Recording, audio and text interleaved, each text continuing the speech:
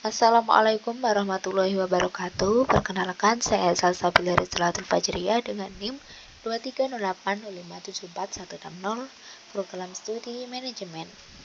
Judul proposal penelitian saya yaitu pengaruh keinginan karyawan untuk berkontribusi dalam program CSR di PT PLN Indonesia Power. Latar belakang proposal penelitian saya, pertumbuhan dan perkembangan perusahaan tidak hanya dalam hal finansial saja, tetapi juga melibatkan keterlibatan perusahaan dalam kegiatan tanggung jawab sosial. Dalam beberapa tahun terakhir, semakin banyak perusahaan yang memahami bahwa keterlibatan karyawan bukan hanya tentang memenuhi tugas pekerjaan mereka, tetapi juga tentang bagaimana nilai perusahaan dan mendedikasikan diri untuk mencapai tujuan sosial dan lingkungan. Penelitian ini sangat relevan dalam konteks industri, sementara perusahaan semakin menyadari tanggung jawab sosial sebagai elemen integral dari bisnis mereka. Perusahaan yang berhasil mengintegrasikan CSR ke dalam budaya organisasi dapat menikmati manfaat jangka panjang, termasuk reputasi yang lebih baik, loyalitas pelanggan yang lebih baik, dan lingkungan kerja yang lebih baik. Rumusan masalah dari proposal ini satu, yaitu bagaimana faktor internal dan eksternal yang mempengaruhi karyawan untuk berkontribusi dalam program CSR perusahaan. 2. Apa dampak partisipasi karyawan dalam kegiatan CSR terhadap kepuasan kerja, motivasi, dan keterkaitan. 3. Apa saja tantangan yang dihadapi oleh karyawan dalam mengambil bagian dalam kegiatan CSR perusahaan. 4. Apakah terdapat perbedaan tingkat keinginan antara berbagai tingkatan jabatan atau departemen? 5. Apa program CSR yang diterapkan dalam PT PLN Indonesia Power? Tujuan penelitian proposal saya: 1. Untuk mengidentifikasi faktor internal dan eksternal yang mempengaruhi tingkat keinginan karyawan untuk berkontribusi dalam program tanggung jawab sosial perusahaan. 2. Untuk menilai dampak partisipasi karyawan dalam kegiatan CSR terhadap tingkat kepuasan karyawan, motivasi, dan keterkaitan karyawan. 3. Untuk mengidentifikasi tantangan utama yang dihadapi karyawan dalam berkontribusi pada program CSR dan merumuskan solusi untuk mengatasi hal tersebut. 4. Untuk menganalisis perbedaan tingkat keinginan dan dampak partisipasi antara kelompok karyawan berdasarkan tingkat jabatan dan departemen. 5. Untuk menjalankan dan mengidentifikasi program CSR apa yang diimplementasikan oleh PT PLN Indonesia Power.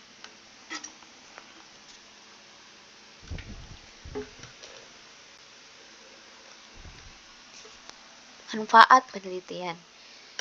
Penelitian ini dapat memberikan pemahaman mendalam mengenai faktor-faktor yang memotivasi karyawan untuk mengikuti program tanggung jawab sosial atau CSR. 2. Hasil penelitian dapat membantu perusahaan mengoptimalkan program ini dengan mempertimbangkan karyawan sebagai salah satu elemen kuncinya.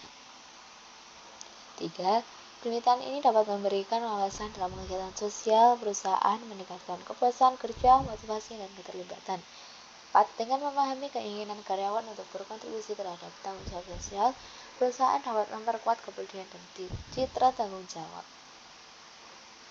Batasan istilah yang ada di proposal yaitu batasan karyawan. Penelitian ini akan fokus pada tingkat operasional dan manajerial di perusahaan terpilih. 2. Batasan perusahaan fokus pada organisasi komersial berbagai ukuran dan sektor hingga tidak termasuk organisasi nirlaba sektor pemerintah. 3. Batasan program CSR fokus pada program yang dilaksanakan perusahaan termasuk kegiatan dan inisiatif terkait tanggung jawab sosial. 4. Batasan periode waktu melihat dampak keinginan karyawan dalam jangka waktu tertentu seperti selama setahun. Penelitian terdahulu yang relevan. Untuk mendukung permasalahan terhadap bahasan, peneliti berusaha melacak berbagai literatur dan penelitian terdahulu yang masih relevan terhadap masalah yang menjadi objek penelitian saat ini. Oleh karena itu, untuk memenuhi kode etik dalam penelitian ilmiah, maka sangat diperlukan eksplorasi terhadap penelitian-penelitian terdahulu yang relevan. Berdasarkan hasil eksplorasi terhadap penelitian-penelitian terdahulu, peneliti menemukan beberapa penelitian terdahulu yang relevan dengan penelitian ini. Adapun beberapa penelitian terdahulu tersebut yaitu 1. Pengaruh motivasi dan kemampuan kerja terhadap kinerja pegawai pada Dinas Kesehatan Kabupaten Bima. Studi kasus pengaruh motivasi dan kemampuan kerja pegawai disusun oleh Erawati dan Muhammad Badar. Populasi dalam penelitian ini adalah seluruh pegawai yang ada pada kantor Dinas Kesehatan Kabupaten Bima. Hasil penelitian saudara Erawati dan Muhammad Badar menunjukkan bahwa secara parsial tidak terdapat pengaruh secara signifikan motivasi terhadap kerja pegawai. Persamaannya dengan penelitian saya yaitu sama-sama menggunakan metode kualitatif. Perbedaannya dengan penelitian saudara Erawati dan Badar yaitu pada pembahasan yang dimana penelitian mereka membahas motivasi dan kemampuan kinerja pegawai, dan mungkin perbedaannya masih banyak lagi. Yang kedua, pengaruh rotasi pekerjaan terhadap kinerja pegawai pada PT Pos Indonesia. Kantor cabang utama Kota Bandung, studi kasus pengaruh kinerja pegawai PT Pos Indonesia disusun oleh Widya Aulia. Penelitian ini lebih terfokus pada bagaimana sih cara untuk menyelidiki dan menganalisis pengaruh variabel rotasi pekerjaan terhadap kinerja pegawai di PT Pos Indonesia. Hasil dari penelitiannya yaitu mengungkapkan bahwa rotasi pekerjaan memiliki dampak positif dan signifikan secara statistik terhadap kinerja karyawan. Persamaannya dengan proposal penelitian saya maksudnya sama-sama menggunakan metode kualitatif. Perbedaannya dengan penelitian saudara Widya Aulia yaitu pada pembahasan yang dimana Widya Aulia membahas rotasi pekerjaan terhadap kinerja pegawai di PT Pos Indonesia. 3. Analisa simulasi sistem antrian pada suatu SPBU. Studi kasus sistem antrian pada SPBU oleh Jamaluddin. Penelitian ini terfokus pada bagaimana cara menunjukkan bahwa penggunaan sistem antrian sangat membantu dalam melancarkan pelayanan kepada pelanggan atau konsumen. Seperti apa yang dibicarakan salah satu cabang manajemen yang secara umum menyangkut fenomena dalam hal konsumen atau pelanggan menunggu untuk mendapatkan jasa pelayanan.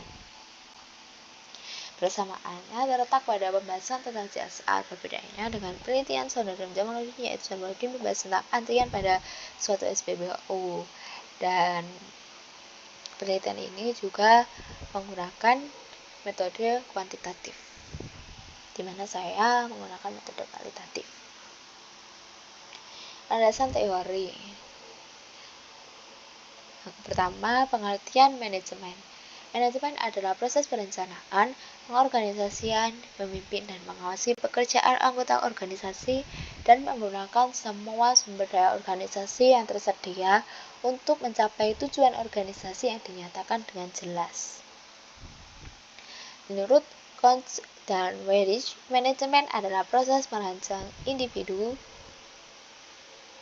bekerja sama kelompok secara efisien mencapai tujuan yang dipilih.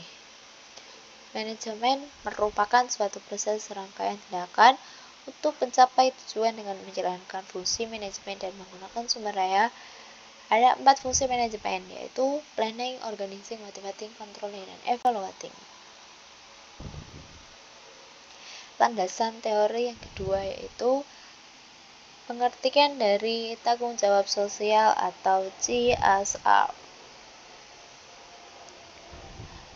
Tanggung jawab sosial atau Corporate Social Responsibility adalah suatu konsep bahwa organisasi khususnya perusahaan adalah memiliki suatu tanggung jawab terhadap konsumen, karyawan, pemegang saham, komunitas, dan lingkungan dalam segala aspek operasional perusahaan, seperti terhadap masalah-masalah yang berdampak pada lingkungan seperti polusi, limbah, keamanan produk, dan tenaga kerja.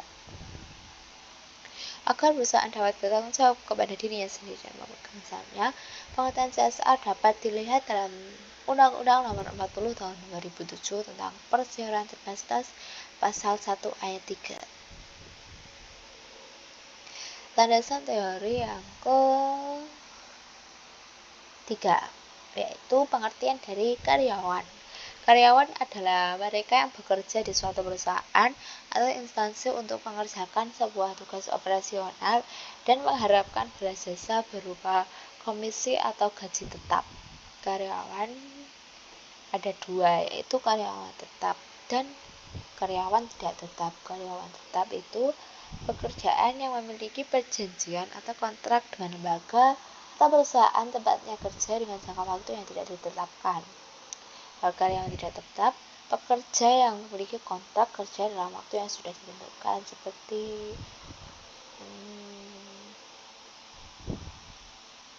1 tahun atau berapa gitu. Landasan teori yang keempat yaitu pengertian dari Employee Volunteer Program atau EVP. Employee Volunteer Program merupakan sebuah konsep baru yang belum lama berkembang dan telah mendapatkan kursi di dalam wacana tanggung jawab sosial perusahaan. Tren ini dimotori oleh multinasional corporate yang saat ini berlomba-lomba melaksanakan Employee Volunteer Program sebagai bentuk inovasi komitmen tanggung jawab sosial perusahaan.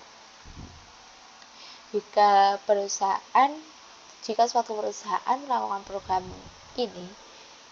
EVP ini, dan programnya tersebut berhasil, maka perusahaan lain itu akan tertarik untuk mengadopsi program yang serupa. Jadi untuk melibatkan karyawan dan menunjukkan komitmen mereka terhadap tanggung jawab sosial. Jenis penelitian dari proposal penelitian saya yaitu menggunakan penelitian kualitatif deskriptif, yaitu dengan data yang dikumpulkan berbentuk kata-kata, gambar, dan bukan angka.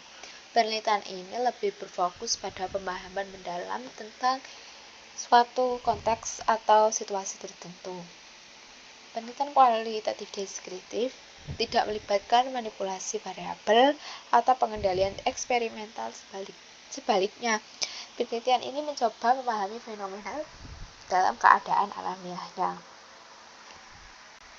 Pendekatan penelitian dari proposal saya, penelitian ini menggunakan pendekatan kualitatif, di mana penelitian kualitatif sebagai metode ilmiah yang sering digunakan untuk dilaksanakan oleh sekelompok peneliti dalam bidang ilmu sosial, masuk juga dalam ilmu pendidikan. Penelitian kualitatif dilakukan pada kondisi alamiah yang bersifat penemuan. Dalam penelitian kualitatif, peneliti sebagai instrumen kunci dalam mengumpulkan data dan menafsirkan data. Alat penafsiran data yang biasanya digunakan itu menggunakan pengamatan langsung, wawancara, dan studi dokumen. Sedangkan kesahihan dan keterandalan dalam menggunakan triangulasi dengan menggunakan metode induksi. Hasil penelitian kualitatif lebih menekankan pada makna daripada generalisasi. Sumber data dan data penelitian. Menurut Loveland, sebagaimana yang telah dikutip oleh Lexi J. Malone dalam bukunya yang berjudul Metodologi Penelitian Kualitatif, mengemukakan bahwa sumber data utama dalam penelitian kualitatif adalah kata-kata dan tindakan. Selebihnya berupa data tambahan seperti dokumen dan lain-lain. Dalam penelitian ini, sumber data yang digunakan dalam penelitian saya, sumber data yang saya gunakan itu sumber data primer dengan pembahasan dengan hasil PT PLN Indonesia Power bekerja sama dengan IP Pintar. Dan Indonesia Power meluncurkan program CSR di bidang pendidikan. Program CSR IP Pintar bertajuk Employee Volunteer Program ini diluncurkan dan diresmikan secara langsung oleh Direksi Indonesia Power. Jadi itu sama-sama memiliki program dan mereka bekerja sama. Teknik pengumpulan data. Teknik pengumpulan data adalah cara atau metode yang digunakan untuk mengumpulkan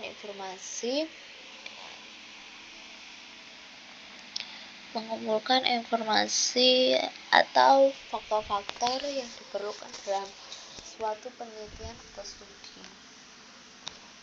Teknik pengumpulan data ini dilakukan agar data dan juga teori yang terdapat di dalam penelitian tersebut itu lebih valid, akurat, dan sesuai dengan kenyataan.